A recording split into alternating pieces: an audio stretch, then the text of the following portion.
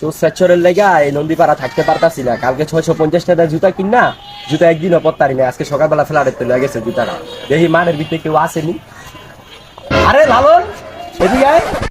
I কি রে, আমার বন্ধু তো 650 টাকা দিয়ে জুতা কিনছিল, আর জুতাটা কই গেল? ডাকছিল একটু শুনলে। আয় কি রে, তোর 650 টাকা মানে জুতা কিনছিলাম, তোর জুতা কই? এ মামা তোরে হেললে গিয়ে তো ডাক দিছি, মানে জুতাটা লইয়া একটা দিনও পরতারি না। এই নন্দীপাড়া মাদ্রাসা রোডে চোর স্যাচর হয়ে গেছে, বুঝছেন? হ্যাঁ কি কর? মানে সকালবেলা ফ্ল্যাটে জুতাটা লেগে গেছে। আমার দুঃখের বিষয় কি কমু, কারে কি বুঝাবো কর। এটা তো কামটা ঠিক করলো না। না এটা পুরা মামা হয়ে গেছে, আমার পুরা মাথা মুখা গরম হয়ে গেছে। 650 টাকা মামা পুরা জলে গেল না। আর চোর রে প্রথম ধরতে পারলে তোরা কিছু করবি না। প্রথম এক ঘুষির লগে ওতে মোবাইল দেবো, দ্বিতীয় ঘুষির লগে ওর নাকশা মুকসা বেরেক করবি, তৃতীয় ঘুষির লগে ওর জামা কাপড় তুলে রেখে দেবো। ঠিক আছে, এটা মাথায় যে থাকে না। আমার মানে কষ্ট লাগতেছে মামা, 650 বুঝছি, আমার লগে লই কি যা কিনছি। আপনার লগে লাগে কিনছি না মামা, মানে অনেক কষ্ট লাগতেছে আমার। আমার জুতা না গেছে আমার। আর ওই সব জুতা পরি, মানে এই যে 100 টাকার জুতা, এটি তো বেড়া গুলিস্তানে পাওয়া যায়। রাগ দুঃখের বিষয় কি করবো।